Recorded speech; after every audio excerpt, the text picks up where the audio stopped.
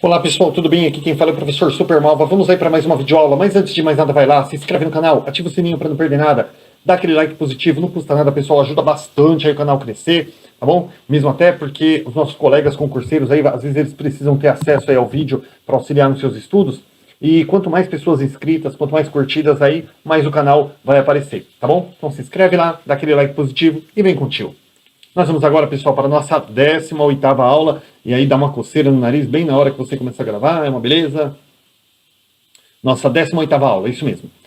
Nossa 18ª aula, pessoal, sobre ensino fundamental de 9 anos, orientações para a inclusão da criança de 6 anos de idade. Essa aula, esse tema ele é composto por 9 textos, tá? E nós estamos aqui no 6º texto, tá bom? Que é letramento e alfabetização, pensando a prática pedagógica.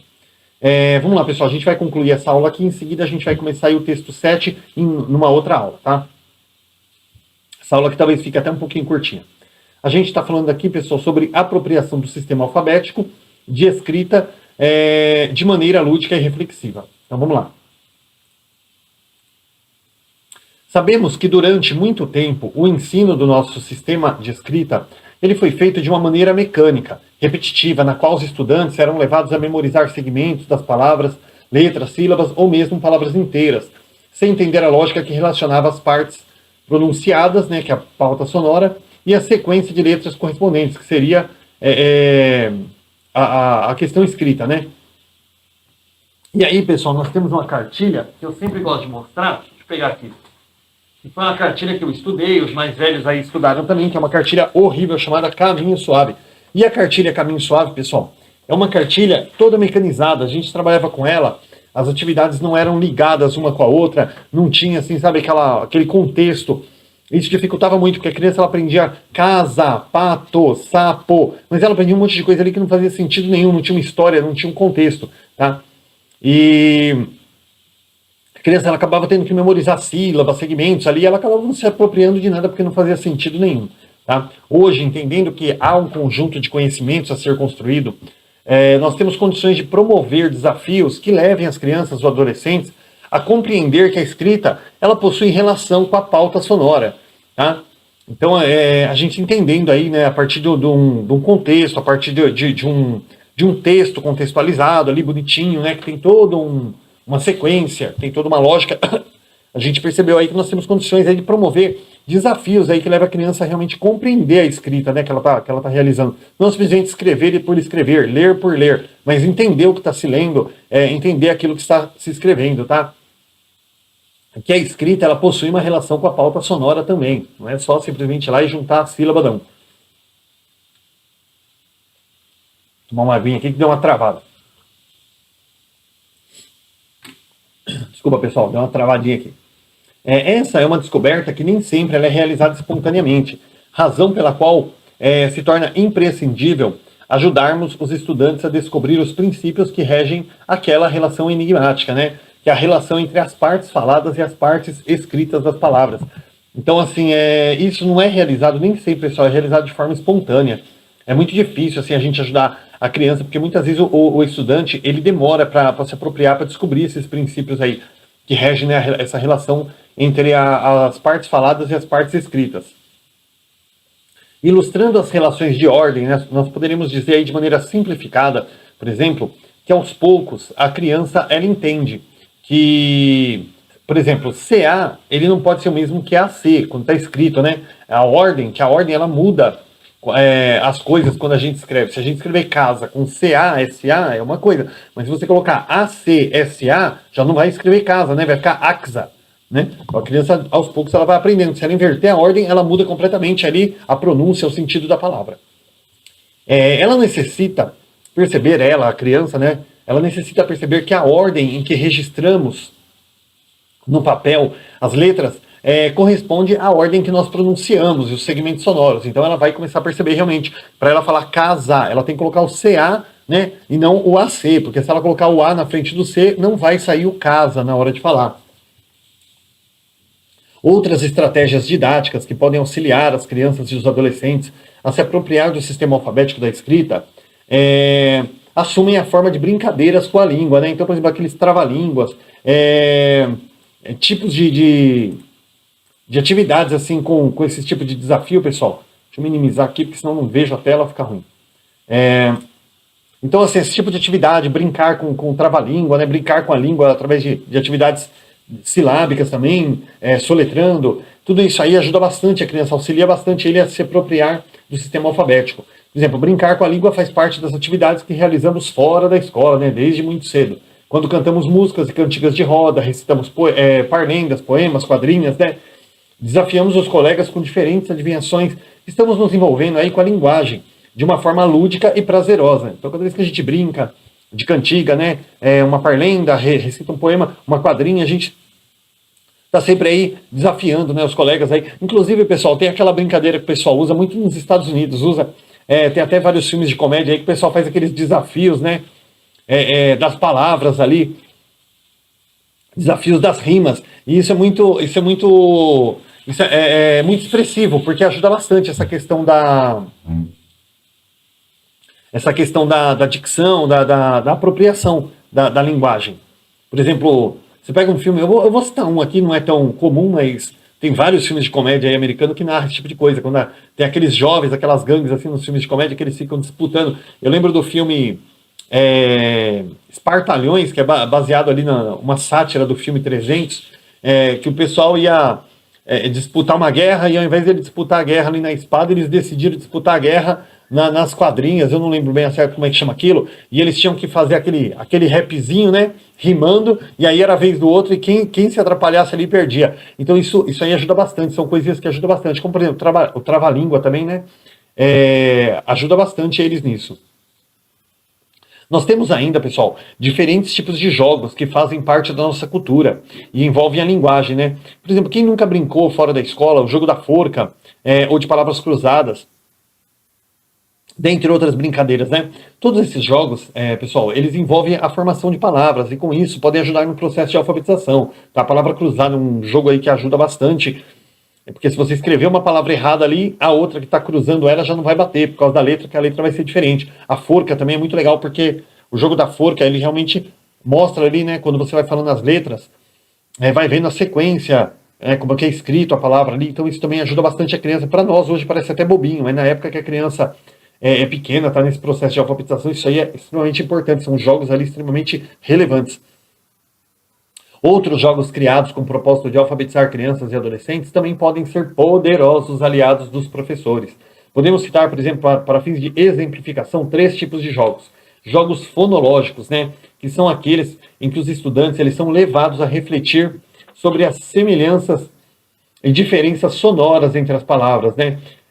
Nesse tipo de atividade, eles começam a perceber que nem sempre o foco de atenção ele deve ser dirigido aos significados. Então, assim, por exemplo, você vai trabalhar, por exemplo, com rimas, né? Por exemplo, você vai rimar amor com flor, né? Amor e flor são coisas diferentes. Amor é um sentimento, a flor é uma coisa bonita, que está relacionada ao sentimento, mas não está junto ali. Ou então, quando você, por exemplo, rima amor com dor, né? Você vai chegar lá e você fala assim, por exemplo, você, minha querida, é o meu amor. Sem você, eu sinto dor. Né? Esse é o pior verso da face da terra, mas o importante é fazer a rima aqui para vocês entenderem. Então, assim, amor com dor tem relação? Não, não tem relação. Né? Claro que se a gente fizer uma piada aqui, né, vai ter relação, porque um amor não correspondido, ele gera dor. Mas o amor e a dor não tem sentido. Então, o que importa nesse tipo de jogo, pessoal, esse jogo fonológico, não é o sentido da palavra, não é o significado dela, mas o final, a rima, que vai formar aquele versinho ali. Aí depois do contexto todo, você vai realmente amor com dor, com flor, né? Tudo isso aí vai fazer sentido lá no final do versinho, a mensagem que está sendo passada. Tá? Então, esse tipo de jogo, ele não foca, por exemplo, nos significados, ele vai focar nas rimas. Jogos que favorecem, por exemplo, a reflexão sobre os princípios do sistema alfabético são aqueles em que as crianças são convidadas a manipular unidades sonoras, né, unidades gráficas, aí, palavras, sílabas, né, comparar palavras ou partes delas, usar pistas para ler e escrever palavras. Né. Por exemplo, quando você fala aqui sobre comparar palavras, né, cama, casa, você vê que uma única letra modifica completamente. Uma cama e uma casa são coisas diferentes, né? Ninguém mora numa cama, né? A pessoa deita dentro da casa, no chão, na cama, na cadeira, no sofá, mas ele não pode, por exemplo, morar dentro de uma cama, correto? Então, assim, cama, casa, você pega pato, rato, né? Uma única palavra ali consegue, uma única letra, perdão, né? Você tira o P de pato, você coloca o R e vira um rato, né? Então, assim, uma única letra, ela modifica a palavra também. Então, esses jogos de reflexão aí, eles também favorecem bastante, porque as crianças acabam começando a manipular unidades sonoras, né? Ela troca uma sílaba troca uma sílaba por outra, modifica completamente a palavra, troca uma letra, ou às vezes até troca. Pessoal, eu não vou. Eu vou dar um exemplo aqui para vocês, mas claro, isso aqui é muito difícil de acontecer. A criança ela pode, por exemplo, inverter duas letras na mesma palavra. Por exemplo, você pega a palavra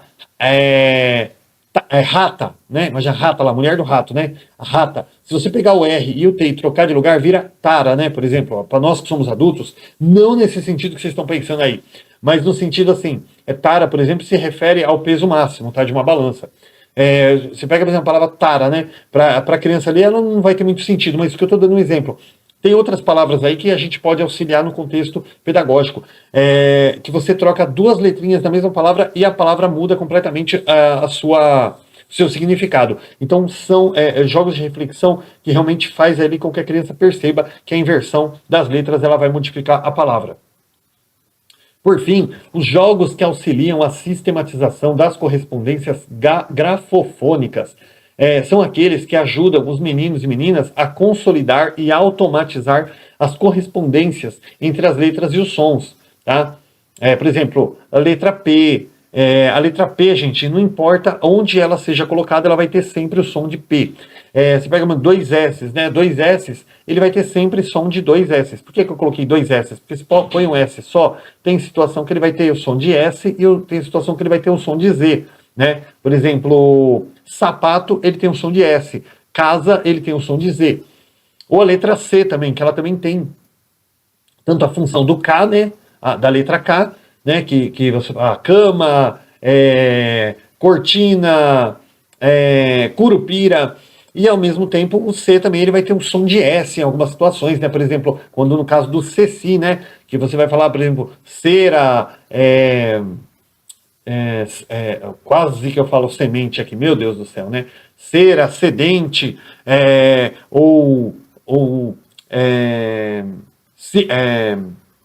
vou falar um nome, vai, Sinara, né? Eu não lembro de nenhum substantivo agora com si aqui, senão a gente vai ficar enrolando em coisa desnecessária. Mas é assim, esses jogos de correspondência grafofônica, ele vai mostrar para a criança, vai auxiliar a criança a consolidar e automatizar essa correspondência entre as letras e os sons, tá? Porque às vezes tem letras que, independente de onde ela for colocada, ela vai ter sempre o mesmo som. E tem letra que, dependendo da palavra, dependendo do sentido ali, da ordem, ela vai ter um som diferente. Pessoal, fazendo um balanço aqui sobre tudo que a gente viu nesse sexto texto, alfabetizar letrando, pessoal, é um desafio permanente, ou seja, ele não vai acabar nunca. Tá? Ele implica em refletir sobre as práticas pedagógicas e as concepções por nós adotadas. Tá? Quando a gente fala assim, refletir sobre perdão, não é prática pedagógica, práticas e concepções por nós adotadas. As práticas pedagógicas que nós trabalhamos, a metodologia de ensino, né? Como que a gente vai trabalhar com essa criança para que ela venha se apropriar desse tipo de coisa, tá? Então implica a gente refletir sobre isso, né? Ao iniciarmos nossas crianças e nossos adolescentes no mundo da escrita, tá? Precisa dessa reflexão. Ao analisarmos, recriarmos nossas metodologias de ensino a fim de garantir o mais cedo possível e da forma mais eficaz esse duplo direito de não apenas ler e registrar, né, autonomamente palavras numa escrita alfabética, mas também, pessoal, poder ler, compreender e produzir textos que compartilhamos socialmente como cidadãos. Tá? Então, assim, aqui fala sobre a importância não apenas de se alfabetizar, mas também de se letrar. E também de poder se apropriar dos diversos contextos textuais aí que nós usamos na sociedade. Que eu falei nas demais aulas, tá, pessoal? Vocês têm que acompanhar todas as aulas para não ficar fora de contexto, tá? Às vezes eu vejo pessoas mandando comentários para mim assim, uma aula parte 2 ou parte 3, né? Olha, a sua aula foi meio sucinta, mas foi bacana, gostei, me ajudou. E aí o que eu faço? Eu vou lá, pego o link da primeira parte da aula, da primeira e da segunda, e colo lá no comentário para a pessoa realmente pegar desde a primeira aula, porque senão você pega uma temática da segunda, terceira, quarta, quinta aula, aí você fica meio perdido, tá? Mas também, pessoal, como eu falei nas demais aulas, Não apenas a questão de alfabetizar e letrar, mas também essa questão de vários textos, formas de textos que existem, né? Como, por exemplo, eu vou só, como essa aula aqui está meio curtinha, deixa eu só complementar, porque é legal para a gente tá auxiliando aí, tá relembrando. Você pega, por exemplo, nós temos poema, nós temos telegrama, hoje é mais difícil, né? Porque hoje com questão de e-mail, WhatsApp, aí o telegrama praticamente acabou, né? Mas você pega, por exemplo, nós temos poemas, nós temos documentos, nós temos ofícios, nós temos uma carta de apresentação, nós temos uma receita de bolo, nós temos uma listinha de mercado que nós fazemos. Então nós temos diversos tipos de texto e cada um a gente vai ter uma metodologia de escrita, né? Uma escrita literária completamente diferente da outra. Por exemplo, eu dei um exemplo assim, você vai fazer um documento para uma empresa, né? Uma nota fiscal, por exemplo, uma coisa toda técnica ali, cheia de números e percentuais e códigos, né? Descrição do produto. Se você vai, por exemplo, fazer um documento para uma empresa, você vai colocar o excelentíssimo senhor fulano de tal, vimos a partir desse documento solicitar tal coisa. Então tem que ser uma coisa bem formal. Agora, por exemplo, você pega, por exemplo, uma empresa que vai que trabalha com seu produto, ela precisa mandar uma carta para um cliente se apresentando, o que ela vai fazer para esse cliente? Né? Ela vai chegar, ela vai dar uma adoçada ali na carta, não vai ser uma carta tão formal, é uma carta formal, mas ela vai colocar visto aqui que é importante, né, a parceria da vossa empresa com a nossa, a vossa empresa enriquece a divulgação do nosso produto, mostra aí quanto o nosso trabalho se sente valorizado quando vocês estão em contato com a gente, então assim, você dá meio que uma floreada no tema ali, porque no texto, por quê? Porque a outra empresa, ela precisa sentir, a sua empresa, que é um cliente potencial, ela tem que sentir que ela é importante para você, né? Você não vai simplesmente colocar, pessoal, tá aqui meu produto, né? Se você quiser comprar, olha, vai ser muito bom. A empresa vai chegar, ela não vai se sentir acolhida. Para ela se sentir acolhida, realmente você tem que colocar ela, que ela é importante, que sem ela a sua empresa está incompleta. Então, assim, você vê, já é uma carta formal, mas ela tem umas floreadas ali. Já quando você vai fazer um documento para um juiz, um presidente de uma empresa, alguma coisa assim, ou para um advogado, alguma coisa, tem que ser uma coisa mais formal, né? Nós temos os poemas ali, né? Os casais de namorados ali sempre enviam, ou então os maridos ali, quando a esposa fica brava ali, que fica jogando videogame de madrugada, aí a esposa fica brava, ele vai fazer um poema lá para a esposa se acalmar, né?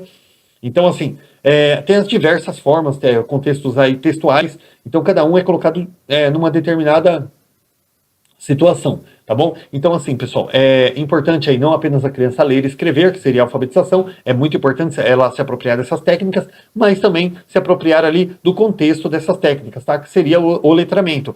Não apenas ler e escrever, mas o que ler e o que escrever, né? Tem que ter um contexto. E as diversas formas e gêneros textuais também, tá bom? Então, pessoal, esse foi esse finalzinho aqui foi meio que um lembrete das nossas aulas acerca do sexto texto aí, tá bom? Agora a gente vai dar uma pausa aqui, vai começar o próximo vídeo com o sétimo texto, porque a gente não é legal, né, ficar começando o texto no meio de outra aula, que acaba quebrando aí a temática. Então a gente vai começar aí na próxima aula, tá? Então até lá, pessoal, bons estudos aí, e a gente se vê daqui a pouquinho a partir da sétima aula do sétimo sexto, ou perdão, da 19ª aula do sétimo sexto texto. Tá bom? Um abraço aí, até daqui a pouquinho.